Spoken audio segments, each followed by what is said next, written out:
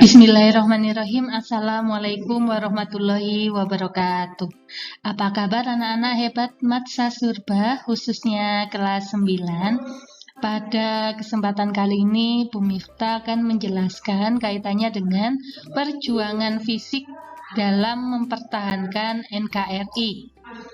Anak-anak kemarin sudah melihat videonya Bu Miftah tentang makna bela negara. Nah, sekarang Bu Miftah akan menjelaskan kaitannya dengan perjuangan fisik yang dilakukan oleh para tokoh pahlawan. Namun sebelumnya anak-anak, marilah kita membaca doa terlebih dahulu. A'udzu billahi minasyaitonir rajim. Bismillahirrahmanirrahim. Raditu billahi rabba wa bil islami dina wa bi Muhammadin nabiyya wa rasulah. Rabbi zidni ilma warzuqni fahma waj'alni min ibadikas sholihin. Amin amin ya rabbal alamin.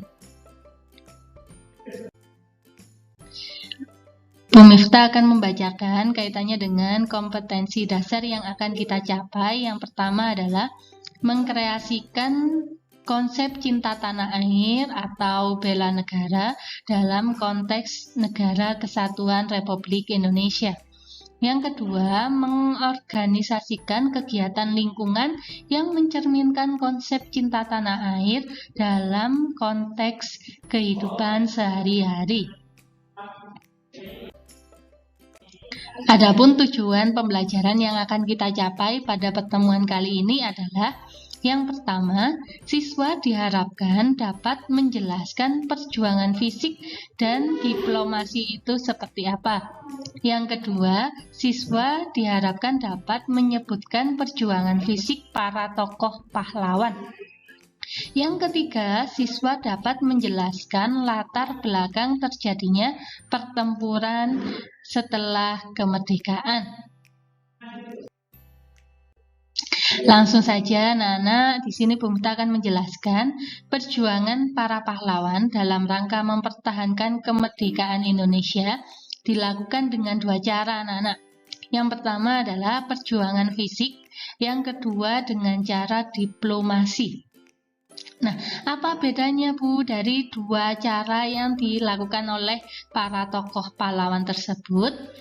Ternyata bedanya kalau yang pertama itu dengan melakukan tindakan kekerasan anak-anak, dengan melakukan tenaga yang diusahakan, yang dilakukan.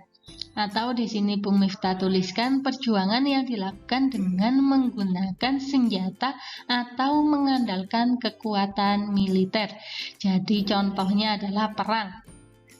Yang kedua adalah diplomasi, perjuangan yang dilakukan dengan cara perundingan atau musyawarah mufakat. Nah, contohnya kaitannya dengan perjanjian Romroyen. Nah, ini akan kita bahas di pertemuan kedua. Nah, untuk pertemuan kali ini, Bu Miftah hanya membahas kaitannya dengan perjuangan fisik yang dilakukan oleh para tokoh pahlawan. Di sini perjuangan fisik Negara Kesatuan Republik Indonesia. Jadi setelah merdeka itu anak-anak ternyata para tokoh pahlawan itu tidak berhenti mempertahankan kemerdekaan, tetapi masih diuji, masih dilakukan perlawanan kepada Belanda atau sekutu. Di sini ada 9 perlawanan yang dilakukan oleh rakyat Indonesia. Yang pertama adalah insiden bendera di Surabaya. Yang kedua, pertempuran 5 hari di Semarang. Yang ketiga, pertempuran Surabaya. Yang keempat, pertempuran Ambarawa. Yang kelima, pertempuran Medan Area. Yang keenam, Bandung Lautan Api. 7, pertempuran Margarana. 8, perlawanan terhadap agresi militer Belanda. Yang kesembilan adalah perang gerilya. Kita akan membahas insiden yang pertama, yakni insiden bendera di Surabaya. Hal ini terjadi di Surabaya pada tanggal 19 September 1945, berawal dari orang Belanda yang ingin mengibarkan benderanya yakni bendera merah putih biru di atas Hotel Yamato Tunjungan di Surabaya. Nah, sontak hal ini menimbulkan amarah rakyat anak-anak. Kemudian menyerbu hotel untuk menurunkan bendera tersebut dengan mengganti dan merobek bendera merah putih biru dengan digantikannya menjadi bendera merah putih yang dimiliki bangsa Indonesia. Yang kedua adalah pertempuran 5 hari di Semarang. Pertempuran ini terjadi pada tanggal 15 sampai 20 Oktober 1945. Kurang lebih 2.000 pasukan Jepang berhadapan dengan TKR dan para pemuda. Peristiwa ini memakan banyak korban anak-anak dari orang Jepang dan bangsa Indonesia sendiri. Bermula ketika kurang lebih 400 orang veteran Angkatan Laut Jepang yang akan dipekerjakan untuk mengubah pabrik gula Cipiring Semarang menjadi pabrik bersenjata. Nah, ini awal mula dilakukannya pertempuran 5 hari di Semarang. Jadi, para tentara Jepang ingin mengubah pabrik gula menjadi pabrik senjata.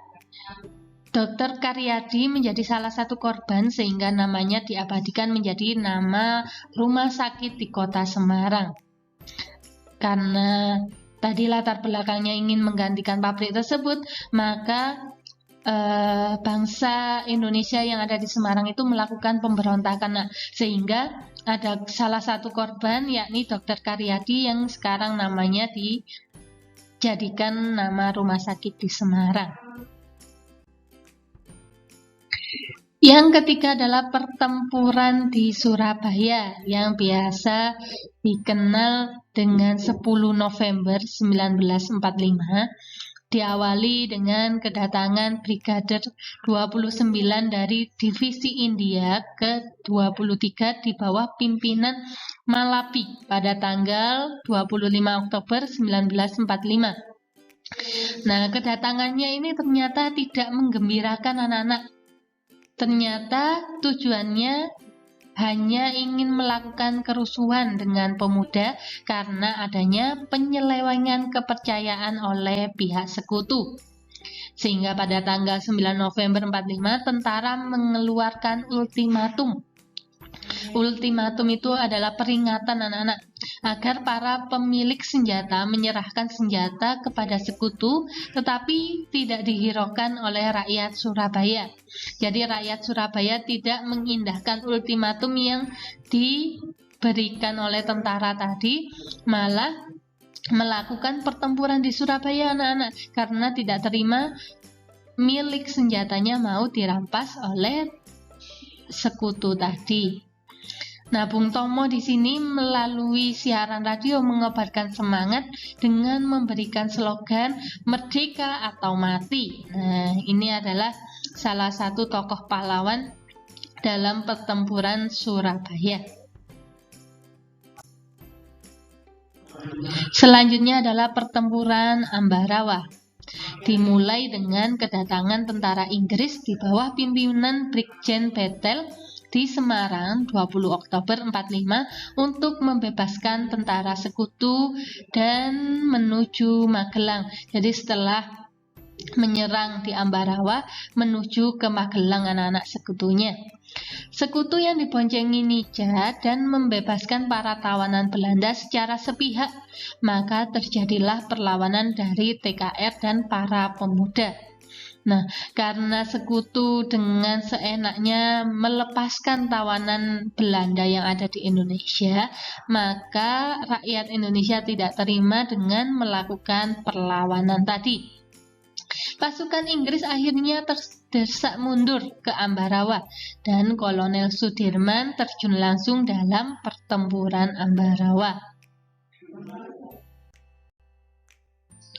Selanjutnya adalah pertempuran Medan Area. Pasukan sekutu yang diboncengi oleh serdadu Belanda dan Nija dipimpin oleh Brigadir Jenderal Kelly pada tahun 9 Oktober 45. Pada tanggal 13 Oktober 45 terjadilah pertempuran pertama di Medan Area oleh pemuda dan pasukan Belanda. Tentara Sekutu mengeluarkan maklumat melarang rakyat membawa senjata dan harus diserahkan ke Sekutu. Jadi ketika melakukan perlawanan supaya rakyat Indonesia itu tidak membawa senjata, anak-anak, dirampas oleh anggota Sekutu tadi. Pertempuran terus terjadi ke daerah lain di seluruh Sumatera. Sekarang silakan kalian melanjutkan tugasnya dengan menuliskan poin-poin penting dalam pertempuran Bandung Lautan Api, pertempuran Magarana, agresi militer Belanda, dan perang gerilya, dengan menuliskan hal-hal yang penting-penting saja ya anak-anak. Silakan kalian tulis di buku catatan, kalian foto lalu kirimkan di Google Classroom. Sekian mungkin yang bisa Bu Muntas sampaikan kaitannya dengan perjuangan fisik dalam mempertahankan NKRI. Semoga bermanfaat anak-anak. Silakan semangat belajarnya ditambah. Wassalamualaikum warahmatullahi wabarakatuh.